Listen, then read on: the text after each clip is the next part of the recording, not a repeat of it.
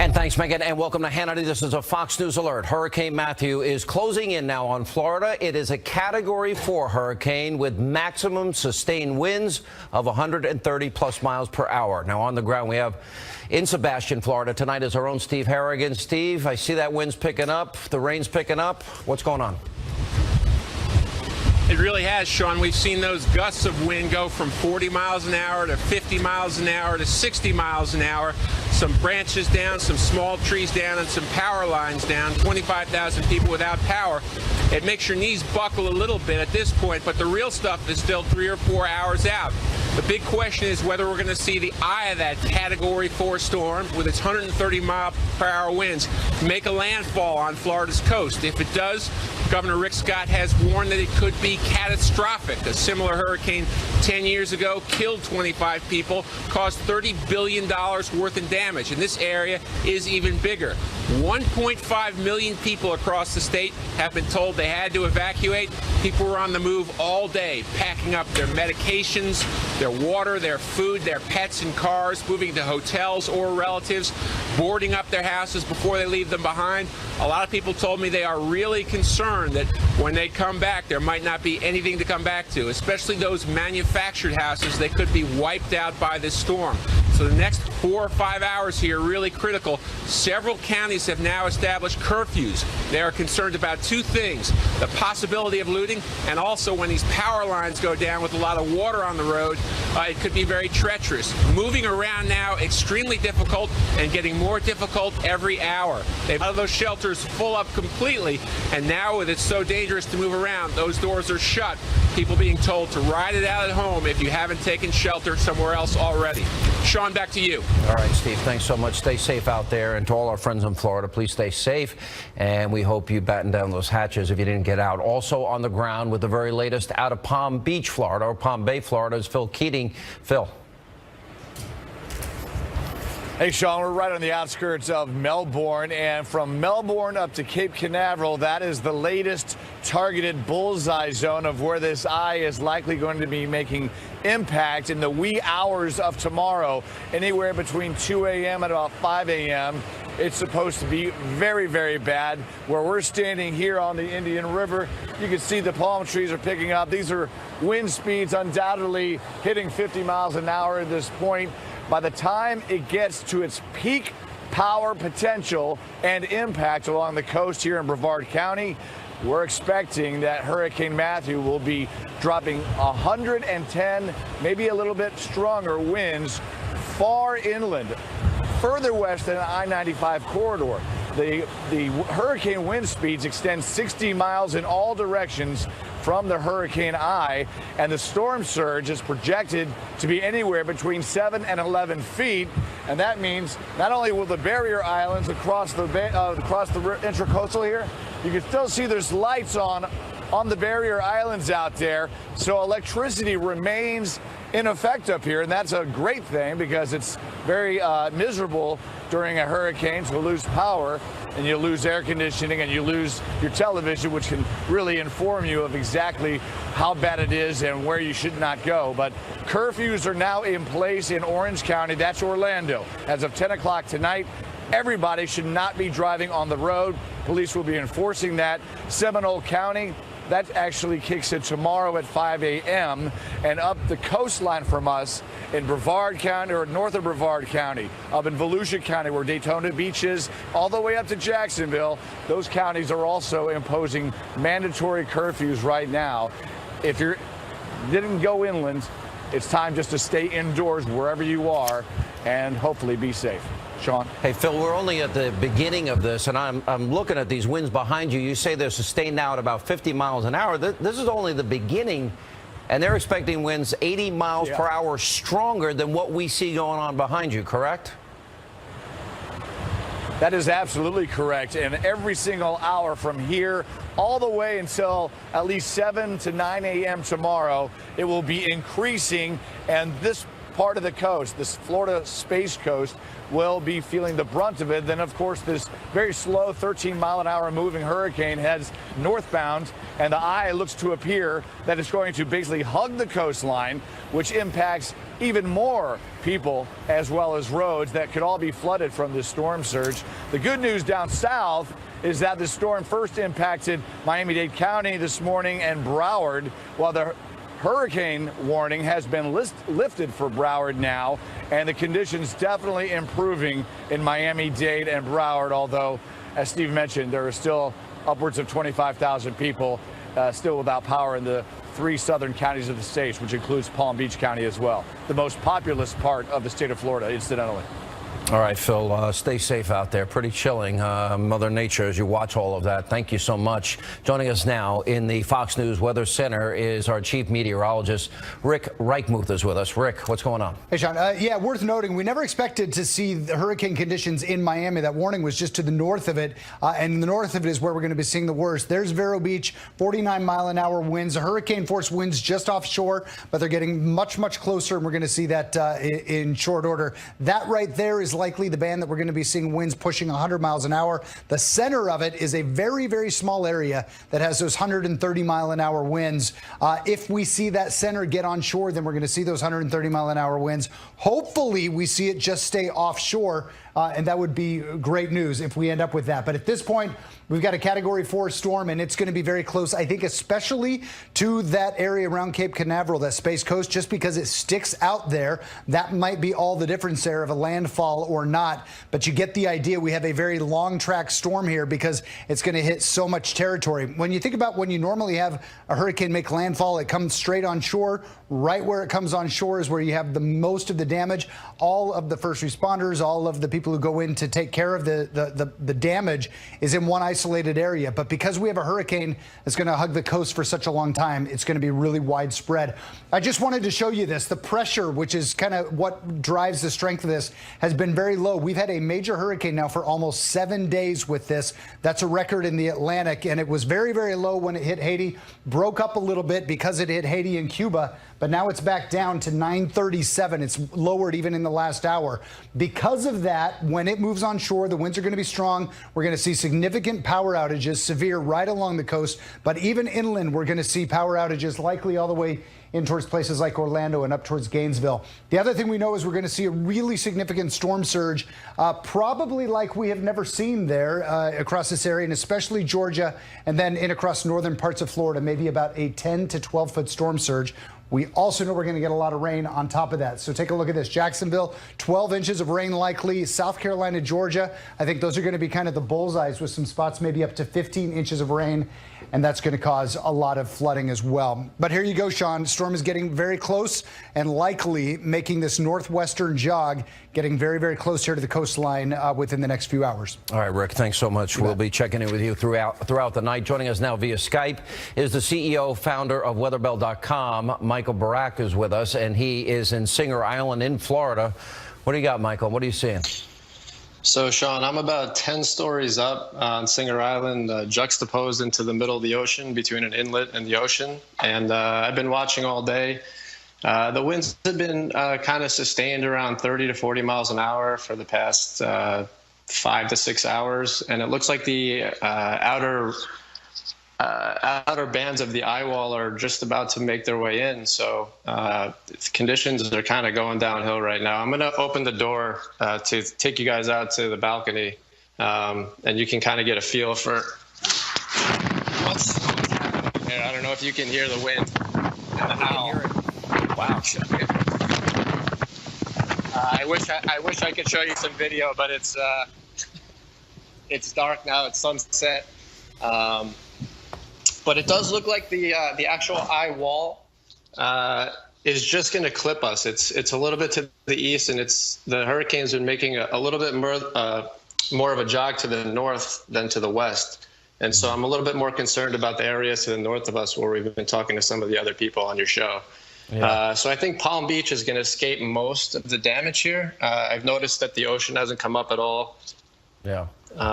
All right, Michael, we want you to stay safe there, and thanks so much for your input. We appreciate it. Joining us now, With more on this deadly hurricane is chief meteorologist, long-term friend of mine. Weatherbell.com is where he works, Joe Bastardi.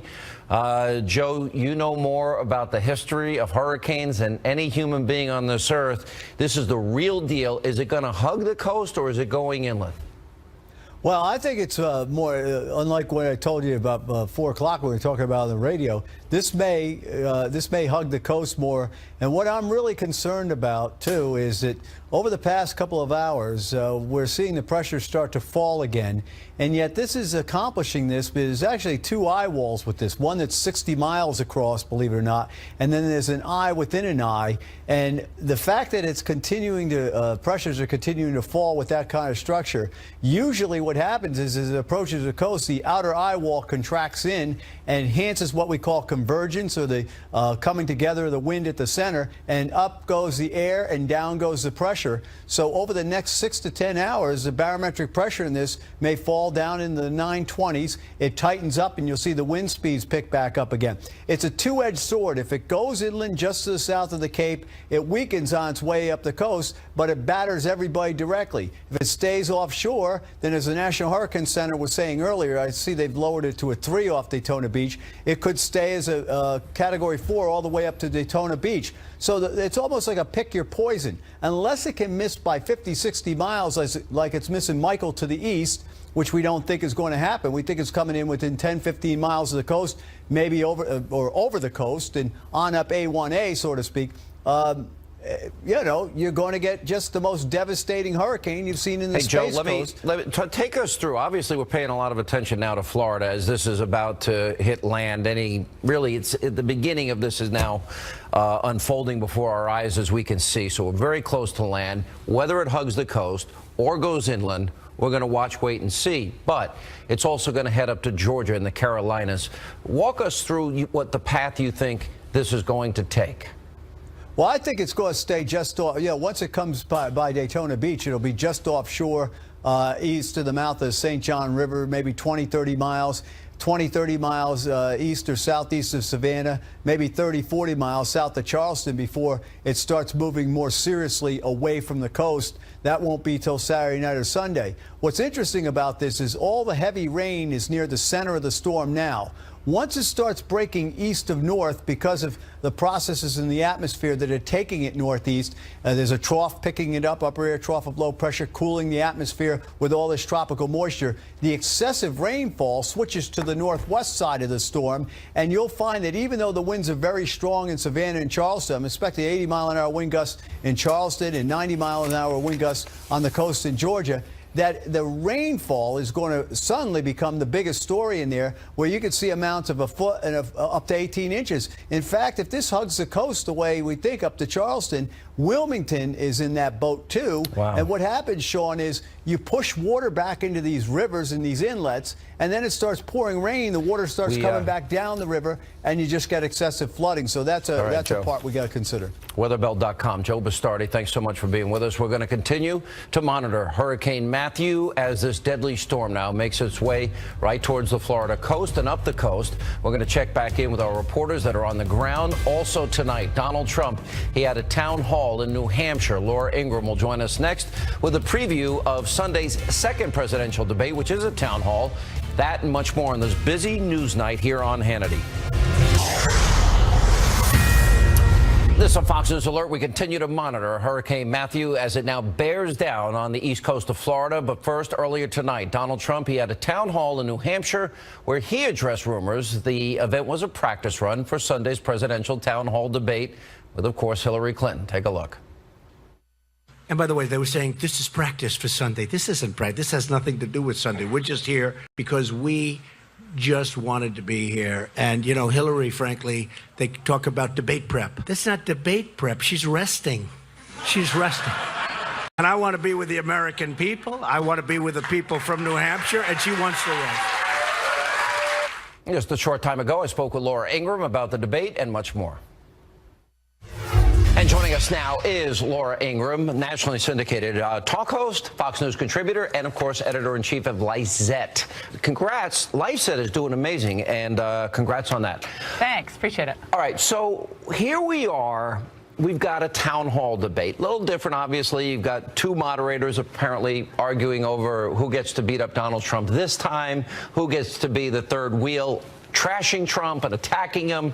But putting that aside, what is the approach? What is Laura Ingram's best advice for Donald Trump going into this type of format?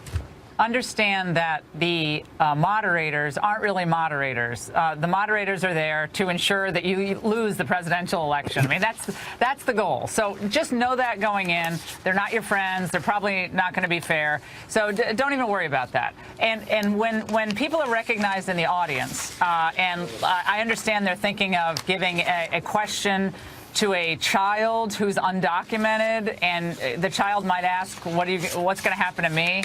Those types of questions are likely. Okay, well, let's start there. I like Mike Pence's answer the other night. The first thing we're going to do is it's sort of like you have a leaky boat. You got to build the wall. You got to secure the border. That's first and foremost. Next thing, criminal aliens out immediately day one. The third thing is, I think there'd be time for the American people to sort through all of this. Whether or not it's touch and go, meaning go and come back, whether or not you let other people in first and people get in the back of the line. I think he has to answer. What would you say? Because Hillary Clinton's offering free everything. I'm a student. My student loans are so high. It's so expensive for college. I'm going to spend the rest of my life paying it back. What is your plan for me? I think the best answer for Trump in that regard, Sean, is to say the number one thing that we have to do on the domestic front, other than enforce our laws, enforce our borders, is to get this economy going again. We need real growth. Hillary Clinton's plan will not help you. You think debt forgiveness is going to secure your future? Your future is going to be secured if you actually have a job you can go to every day that pays you a decent wage. My plan will ensure that people who want to work are going to have a much better shot at a job that pays decently than Hillary Clinton stick with the status quo, keep spending all this money we don't have, which will ultimately be disastrous for that generation. They're going to have to pay it back. We might be gone, but they're going to have to pay it back, Sean. I think you'd agree with me, too. And you could bring up $20 trillion in debt, $125 trillion unfunded liabilities. I guess the next thing, he should not be on defense. If the birther issue comes up, I've already answered it. Hillary attacking him, it's sort of like Reagan, there you go again. Here comes the robotic list. While you're worried about that, I'm worried about getting the millions more on food stamps and in poverty and out of the labor force back to work, Hillary. You can focus on attacking me and what I said 20 years ago. I think Mike Pence showed they can make that list again and again. It's not where the country's at right now. No, they've had their chance. And Hillary had her chance. She and her husband got really rich after they left the White House. They've done really well. It's time to send them into retirement. They had their chance, and it didn't work. The country is begging for real and refreshing and optimistic change. And Donald Trump has to stay with that message.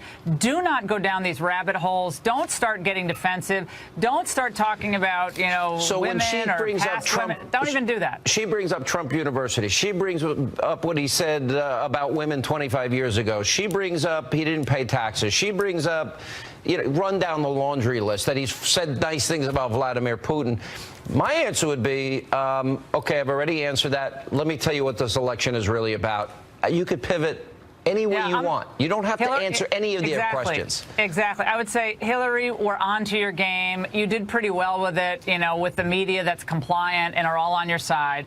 But I'm focusing on the people who are watching this today. It's not about Trump University. It's not even about Laureate University that your husband and the foundation were involved in. It's not about that. This is about the fact that America is flatlining and then ultimately in decay if we don't turn this around. I have a plan to do it. You're going to do the same stuff that's kept us in this flatline position. That can't stand. And I would flick it away like an annoying gnat. That's what Pence did. And by the way, he's gotten even better on the stump, Sean. Don't you agree after that debate? Yes. Mike Pence is he's on fire. Energized. I think he's doing awesome. We had him on last night. I thought he showed a lot of energy, a lot of passion. Great interview. I also thought that, look, I would think it's a lot of pressure. Somebody chooses you, has faith in you, and you don't want to let that person down, and he certainly didn't. He won that debate. All right, last question. I think they should be talking about immigration, the economy, about foreign policy, about vetting refugees, about Obamacare. All of it. I think about energy independence, about education. But I suspect that Anderson Cooper and Martha Raddatz are going to want to talk about, are you going to allow women to have abortion? What do you think about gay marriage? Those questions will come up. How do you answer those? And that's my last question. I would say, and I think Mike Pence handled it really well. You know, we're pro-life. We believe in protecting the most vulnerable in our society in the womb to natural death. And we're going to stand up for the vulnerable. And the vulnerable also include the American family and the American workers. And you can try to distract them from the major issues that they care about. But I'm going to stay on these like a laser beam, from Obamacare to educational choice to prosperity, and renewing the idea of safety and borders and nationhood.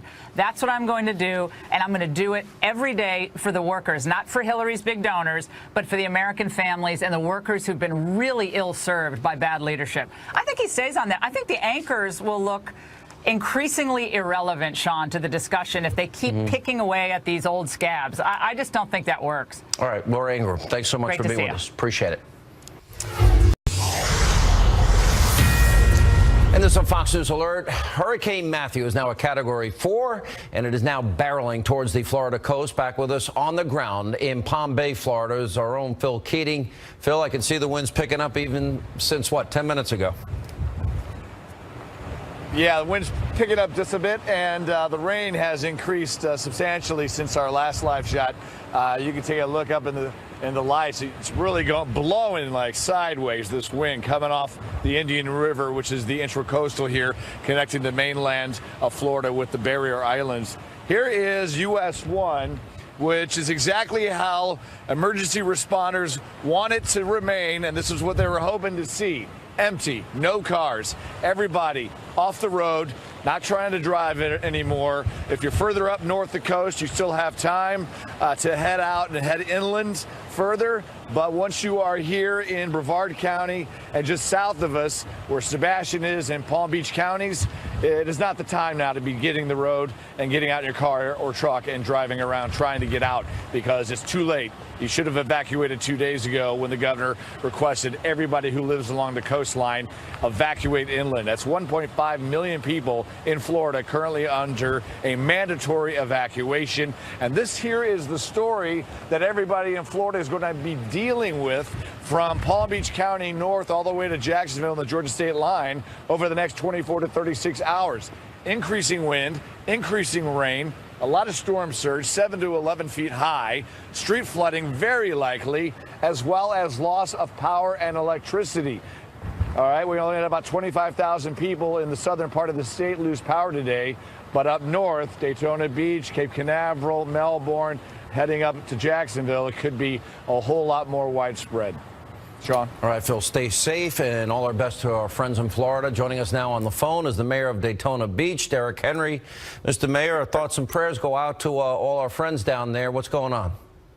Well, thank you very much, Sean. We've just been busy trying to prepare our people, trying to encourage them to evacuate. We feel we've had some success, certainly not as much as we'd like, but certainly we've worked hard at it. Yeah. Do you feel that the people that maybe didn't listen to the admonition to get out, do you feel that you're going to be able to keep those people safe? Well, we're certainly going to try, but we can't have the certainty that we'll be able to do that. There does come a time when a storm like this, if it hits you, as we're sort of anticipating, that the first responders will not be able to respond. Yeah. So we're still afraid, but our first responders are still out busy assisting people with evacuation, even as we speak, and they will do that until the conditions warrant that such is unfeasible. The sad thing is, Mr. Mayor, the worst is yet to come. We're talking about 130, 140 mile per hour winds here. Storm surges possibly everywhere. Electrical power is probably going to be gone. Do you anticipate that you're going to need a lot of help and assistance in terms of water and food and supplies for the people in your city? We certainly do anticipate it, and I have already been on the phone with folks from FEMA in discussions about how we can expedite that assistance, and certainly we're going to need help from our neighbors and friends, receiving a lot of well wishes from all across the country, but certainly we're expecting that we're going to need supplies, support from power companies, just you name it, all the things that go. Well, Mr. Mayor, I can tell you this. The American people are the most generous people on earth, and I have no doubt whatsoever that whatever help and assistance is needed in the days to come, that your fellow citizens are going to be there for you. You're in our thoughts and prayers, Mr. Mayor. All the best. We'll be checking in later in the program. Thank you. Thank you, sir. And coming up, we'll check back in also with our reporters as Florida now bracing for Hurricane Matthew, Category 4 hurricane. We'll also have political news tonight. We'll check in with Austin Goolsbee and Eric Bolling. They'll join us next to weigh in on the 2016 race as we continue tonight right here on Hannity. The way I look at it, the middle class has been forgotten in this country. Taxes are too high. Jobs have been taken away from you. A lot of our companies, a lot of great companies have left our country. We've gone to Mexico and other places. China is making so much of our product. We don't make product anymore anywhere near like we used to. And I will tell you, it's such a great question because our middle class has been treated so badly by the politicians. I mean, it's like forgotten. Donald Trump in New Hampshire just a few hours ago talking about the economy. Earlier tonight, I spoke about this very topic with Eric Bolling and Austin Goolsbee.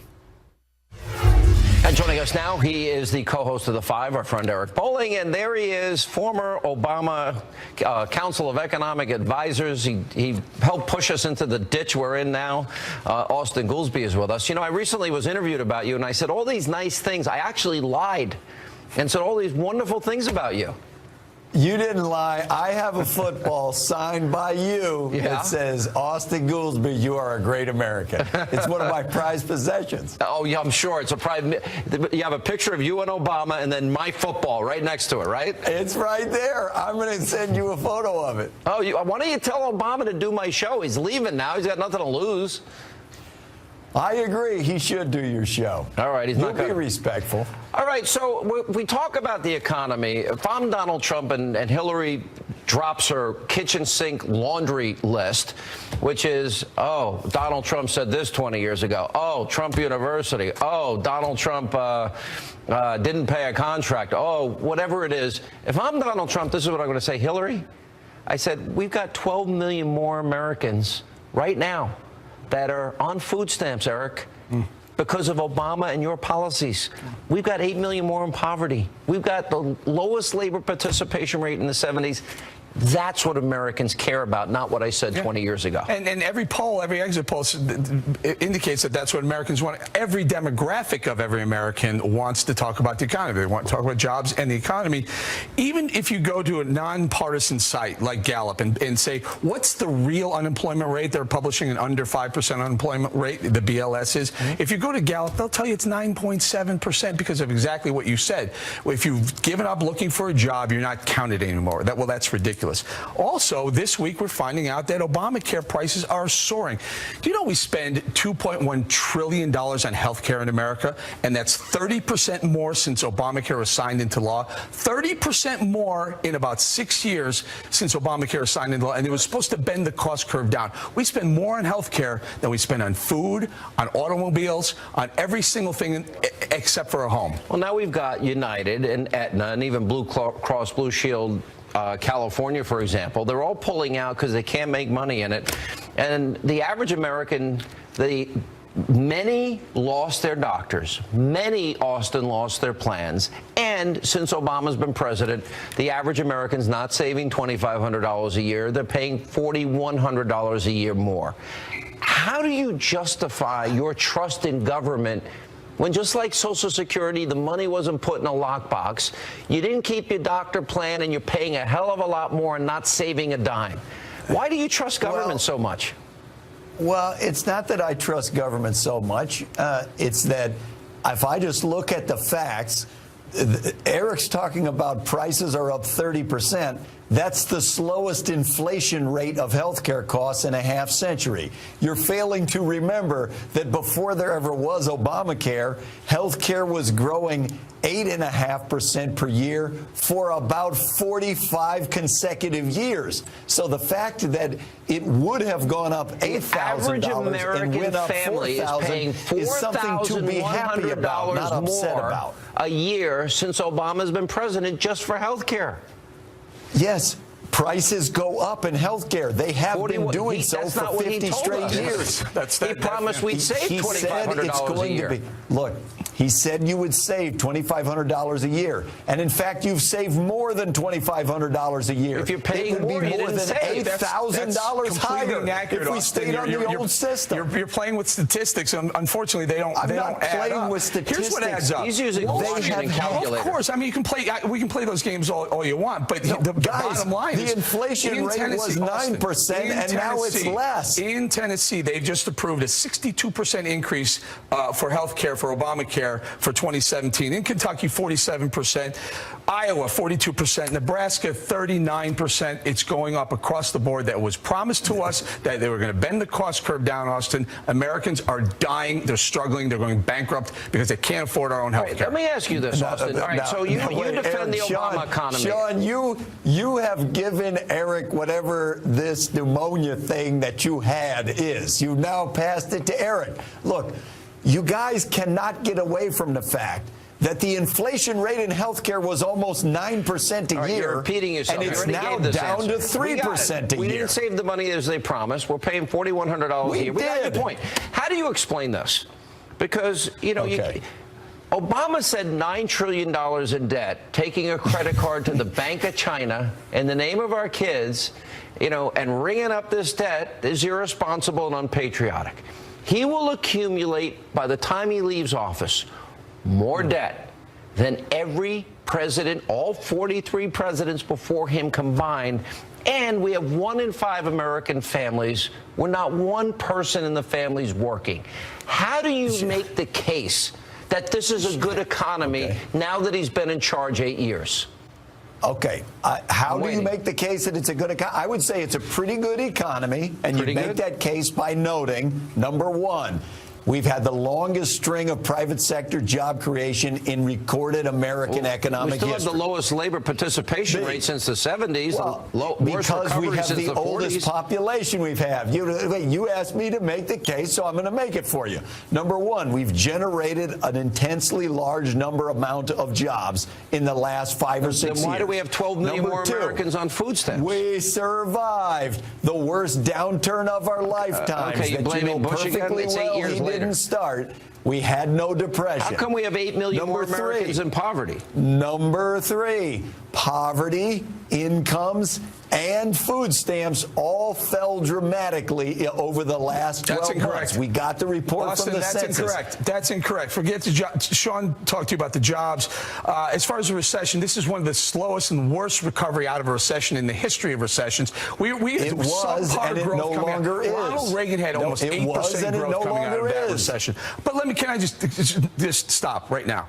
Poverty under President Obama, poverty has done nothing but gone up. Yes, there was a spike down in the last year, but we're up substantial from when President Obama took office, and poverty and our wages for the first time in 8 years have gone up. They've been flat for 7 years, and they just started to go up. You are insinuating that it has been getting worse for 8 years, and that's completely wrong. I'm saying it got intensely worse for we 2 years, 15% and then it has gotten better since then. Austin, at the end of the day, that's a win. Every president and came up. That's not the same thing as going down. Unfortunately, Austin, it's been going up, and it came down in the last year. That's the reality. Austin, every president is judged on their 8 years. 12 million more Americans on food stamps, 8 million more in poverty, worst recovery, as Eric said, since the 40s, guys, lowest home ownership rate in 51 years, and lowest labor participation rate since the 70s, and he doubled the debt. How is that good? And here you are, you want my grandma to get back in the labor force, come out of the nursing home, and go back to work. I think you should be taking care of your grandma. Why are you being such a cheapskate? Baby boom's retiring. You're a rich professor. Take care of your grandmother.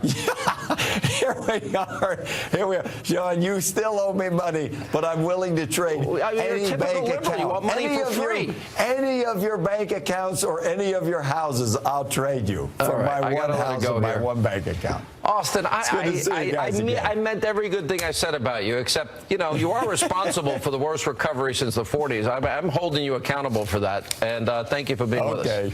All right, Eric, thank you. Appreciate it. Thanks.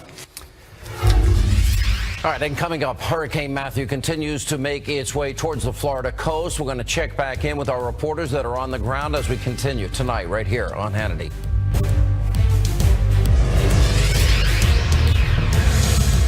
Joining us now live from Tallahassee, Florida, is Jay Huffstatler. He is currently deployed for the American Red Cross as the Director of External Relations for the Hurricane Matthew relief efforts. Can you tell us what's going on? What do you have going on? Sure. Good evening, Sean. The Red Cross has been really busy. We've continued to bring in assets here along the East Coast. Just last night, across the East Coast, we sheltered over 3,600 individuals in 84 different Red Cross and partner shelters. We've got 90 emergency response vehicles on the ground yesterday ready to send out into the communities once we're able to get in there after the storm moves out. And we also have 500 volunteers on the ground helping and preparing folks here in Florida and along Georgia, South Carolina coast to make sure that they're ready for this storm. Jay, let's talk about, do you think in the days to come, after the storm surge, after the electrical power is out, do you think you're going to need a lot of help and support in terms of food, medicine, water supply from the rest of the country? Definitely. We've pre-positioned over 30 trailers of resources across the East Coast to ensure that we can get them out into the communities as quickly as possible. We continue to bring in additional resources.